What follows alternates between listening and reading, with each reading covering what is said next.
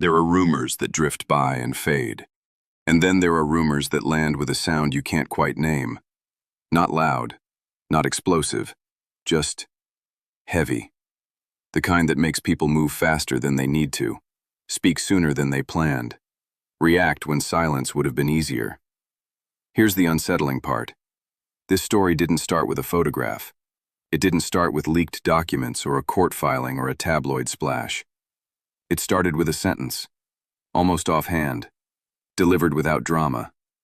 And yet within hours the attention shifted in a way few people expected. Away from the man long associated with scandal, and toward a woman who, until that moment, wasn't supposed to be part of this chapter at all. But before we continue, please don't forget to like, subscribe, and turn on the notification bell for updates. That woman is Meghan Markle. And the reason this matters now, not years ago, not as recycled gossip, is because of what followed the claim. The speed, the intensity, the unmistakable sense that something had been touched that wasn't meant to be revisited. The allegation itself on the surface sounds almost familiar. A luxury yacht, the Mediterranean, the year 2009, a gathering of well-connected guests, financiers, social climbers, people who understood how proximity works in elite circles. The yacht, we're told, was hosted by Prince Andrew, and the claim, carefully worded but impossible to ignore, was that Meghan was already there. Long before the fairy tale, long before the palace gates, long before Prince Harry ever entered her story. Now pause here, because this is the point where most people rush ahead. They ask, is it true? Is there proof? Are there photos? But that's not actually the most revealing question. Not yet. The more interesting question is this.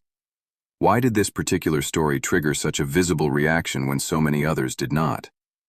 Meghan has been accused of far worse. She has been the subject of relentless speculation, character attacks, conspiracy theories. And often the response was restraint, distance, silence. This time it was different. And the source matters. This wasn't a nameless insider. It wasn't a tabloid fishing expedition. It came from Sarah Ferguson, someone who knows exactly how these worlds intersect. Someone who understands what is said on the record and what is never meant to leave the deck of a yacht. So why say it? Why now? And why did the focus shift so quickly from Andrew to Meghan? Because if the story were meaningless, it would have passed. If it were obviously false, it would have been ignored.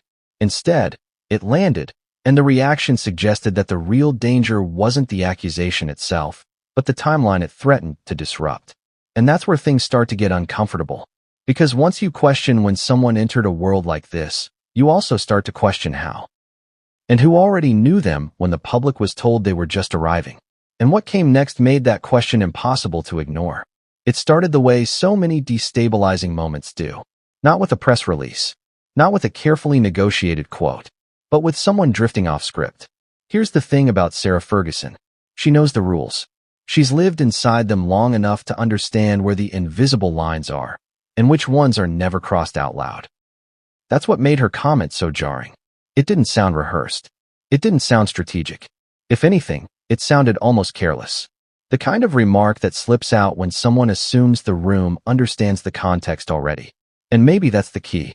Fergie didn't frame what she said as an accusation. She didn't raise her voice. She didn't lean into scandal. She spoke as though she were referencing a shared memory, something uncontroversial, almost mundane. A yacht, a summer. A group of people who were already there, Meghan included. That phrasing matters. Already there. Not invited later. Not introduced through royal channels. Already present in that floating world of proximity and access that most people only ever glimpse from the outside. A world where deals aren't announced, they're implied. Where introductions don't need names because everyone understands what they're for. The yacht itself was described as private, luxury, Mediterranean. Hosted, according to Fergie, by Prince Andrew. By 2009, Andrew was already a controversial figure in certain circles, but still powerful enough that doors opened when he arrived. These were not casual gatherings. They were curated spaces. Financiers, well-connected social figures. Hollywood hopefuls testing the edge of opportunity. People who knew that proximity could be a form of currency. Now here's where the narrative tightens. Fergie did not say Meghan was doing anything improper. She didn't describe behavior. She didn't hint at transactions. She simply placed her there, in that time, in that environment, before Harry. And that single adjustment to the timeline is what caused the ground to shift. Because Meghan's public story, the one repeated in interviews, documentaries, carefully framed recollections, begins later. Much later. It begins with blind dates, awkward introductions, an outsider navigating a rigid institution. That story relies on contrast. On distance from the old aristocratic world. On the idea that she arrived fresh, unentangled. But Fergie's comment suggested overlap. And overlap is dangerous. Ask yourself this. Why would someone like Fergie, who has spent decades repairing her own image, casually introduce a detail that complicates someone else's? What does she gain? Or more importantly, what does she assume no longer needs protecting? Because the reaction that followed didn't look like confusion. It didn't look like amusement. It looked like containment.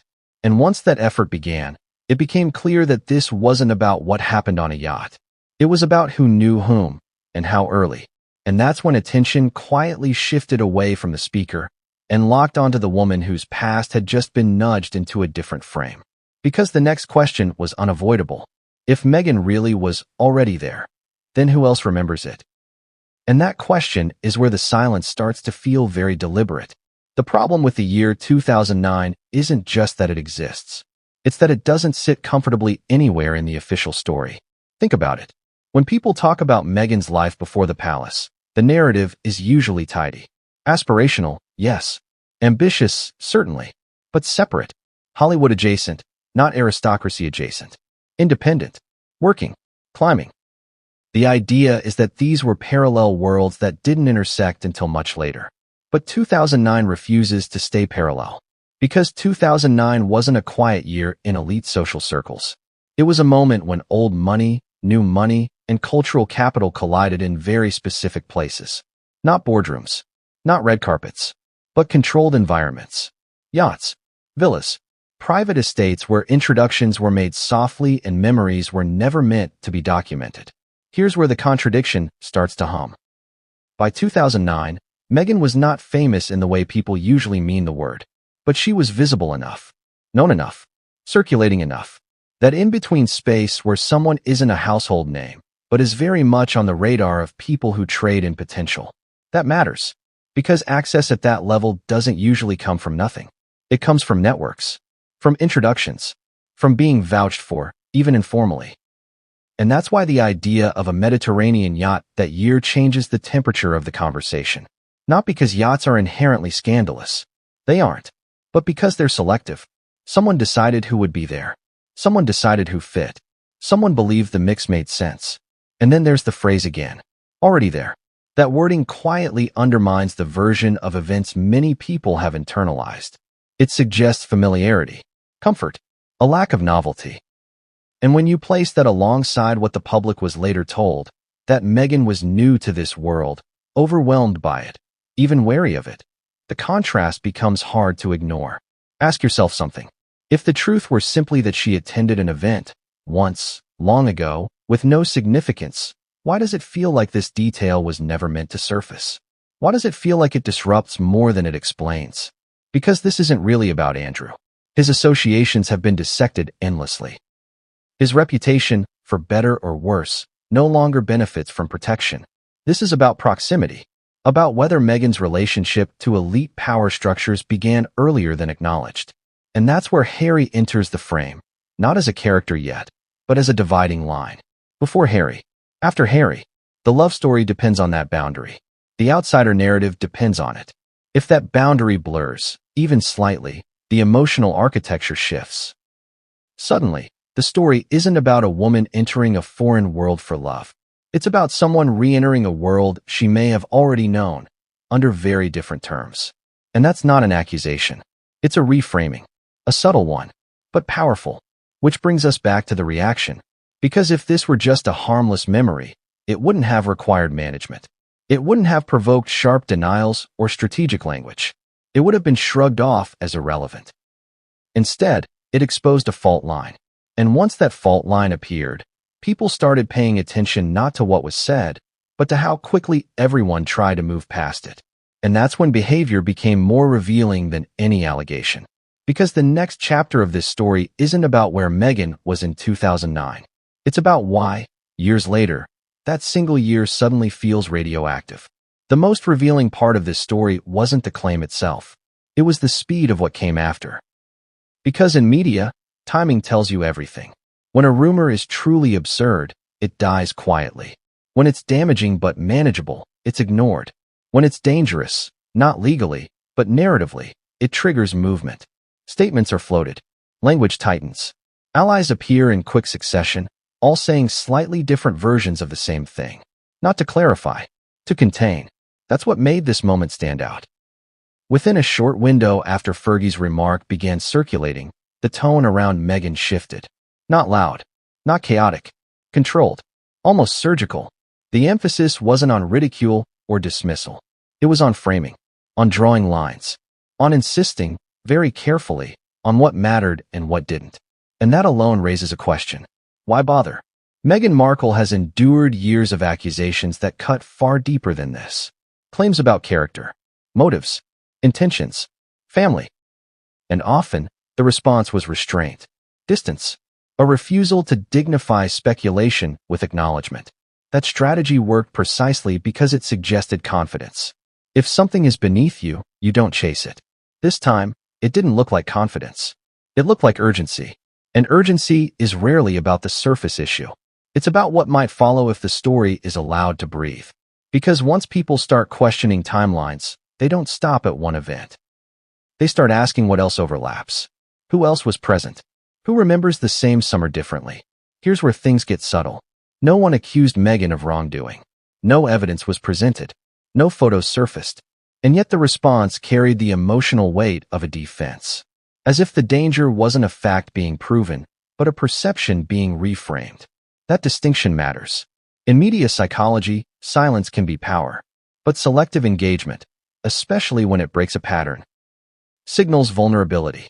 It tells the audience, even unconsciously, that this topic touches something sensitive, something close to identity. And identity is the real battleground here. Meghan's public story is not just biographical. It's symbolic. It's built on contrast. Before and after. Outsider and insider. Ordinary life and extraordinary love. That arc has been repeated so often it's become almost instinctive. But what happens when a detail surfaces that doesn't fit neatly on either side? What happens when the before begins to resemble the after a little too closely? That's why this reaction matters more than the rumor itself. Because it suggests an awareness that the narrative, once cracked, can't simply be glued back together. People start reinterpreting old footage, old interviews, old phrases that once sounded innocent. Already there. Once you hear it, you can't unhear it. And while the public debate swirled around whether the claim was fair or relevant or even true, something else happened quietly in the background. Attention shifted away from Andrew entirely, away from the man whose name has long been associated with yachts and discretion. Instead, the focus locked onto Meghan's past. Not because people wanted to punish her, but because people wanted to understand her. And that curiosity, calm, persistent, unresolved, is far more dangerous than outrage. Because it doesn't burn out. It lingers. And just when it seemed like the story might settle, one overlooked detail began to circulate among those who knew how these circles work. A detail that reframed the yacht not as an event, but as a pattern. And once that idea takes hold, it changes how everything else is read. This is the moment where it becomes clear that the yacht itself was never the story. Not really. Because if you strip away the location, the year, the guest list, what you're left with is something far more destabilizing. Access, familiarity, and the quiet understanding of how elite worlds actually function long before most people ever see them. Here's the uncomfortable truth most narratives avoid. These circles are not entered accidentally. People don't simply wander onto a privately hosted Mediterranean yacht without someone, somewhere, deciding they belong there. Or at least serve a purpose by being present. That doesn't imply wrongdoing. It implies selection. And selection implies context. That's why this detail has lingered. The claim wasn't that Meghan did something. It was that she knew the environment. That she was comfortable enough to be already there. And once you accept that possibility, even hypothetically, it reframes everything that comes later. The interviews, the shock, the learning curve, the sense of sudden displacement. Because it raises a question few are comfortable asking out loud. Was Meghan entering an unfamiliar world, or returning to one she already understood under very different rules? That question doesn't accuse. It destabilizes. And destabilization is far more threatening to a carefully constructed public identity than any single allegation could ever be. Think about how origin stories work. They're not just about facts. They're about meaning, about emotional framing, about who the audience is meant to empathize with and why. Meghan's story, as it's been told, relies heavily on contrast. California independence versus British rigidity. Hollywood openness versus aristocratic opacity. An outsider navigating an old, closed system for love. But if parts of that system weren't entirely foreign, if there was prior exposure, even briefly, then the emotional contrast softens. The story doesn't collapse, but it changes shape. And that's what makes this moment so charged. Because Fergie's comment didn't just suggest a forgotten party. It hinted at overlap between two worlds that were supposed to remain separate in the public imagination. The pre-Harry world and the post-Harry world. The aspiring actress and the royal spouse. The before and the after. Once those lines blur, audiences start reinterpreting everything. Not aggressively, not maliciously, quietly. They rewatch old interviews. They notice pauses. They hear phrases differently. They wonder why certain years are spoken about in generalities rather than specifics. And crucially, they begin to ask who else remembers those years. Because yachts don't exist in isolation. Neither do summers. Neither do guest lists. If Meghan was present, even once, then she wasn't invisible. Someone invited her. Someone spoke to her. Someone remembers. And that's the part no statement can fully control. Which brings us back to why this story refuses to disappear. It's not because people are chasing scandal. It's because they're sensing a gap between the story they were told and the one that might be more complicated. Not darker. Not criminal, just messier. And messiness undermines mythology. As the dust settled, one thing became clear. This wasn't about defending against a rumor. It was about protecting a narrative boundary.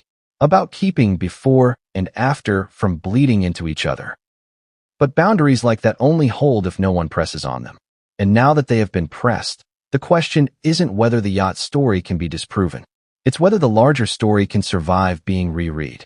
Because what comes next isn't about evidence. It's about implication. And that's where this story becomes far more difficult to put back in its box. It's tempting, at the end of a story like this, to reach for a verdict. To decide what's true, what's false, what matters, and what should be dismissed. But that impulse misses the point. Because this was never a story that lived or died on proof. It lived on reaction. Go back to the beginning. Not the yacht. Not 2009. The moment when a single, almost casual remark shifted the atmosphere.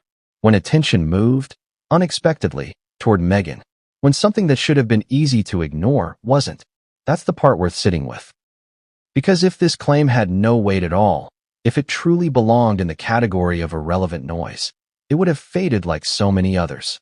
It would have been drowned out by bigger controversies, louder accusations, more dramatic headlines. Instead, it produced friction. Subtle, but unmistakable. The kind that suggests a story brushing up against something carefully held in place. And what's being held in place isn't innocence or guilt. It's narrative shape. Meghan's public identity has been built, over time, around a clear arc. A before and an after. A crossing from one world into another.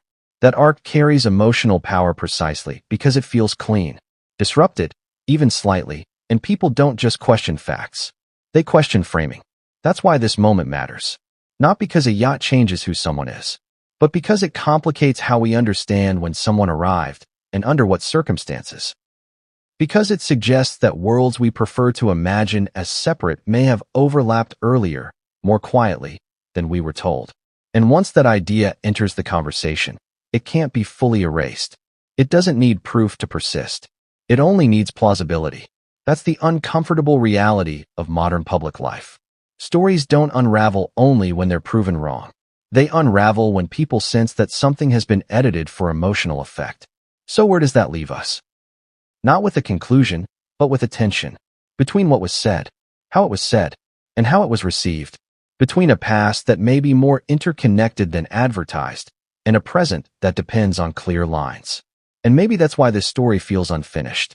Because it doesn't resolve into scandal or exoneration. It lingers as a question. If someone was already there, what else might have been closer than we assumed? What other boundaries were more porous than the story allowed? You don't have to believe the claim to feel the discomfort it creates. You only have to notice how hard everyone worked to manage it. And that's where we'll leave it. Not with an answer, but with an invitation. To pay attention to reactions as much as allegations. To timelines as much as headlines. To the moments when silence would have sufficed, but didn't. If you want to follow where this leads next, and why stories like this resurface when they do, subscribe. Share your thoughts below. Not on whether you think it happened, but on why you think this particular detail struck such a nerve. Because sometimes the most revealing stories aren't about what's proven. They're about what can't quite be put back the way it was.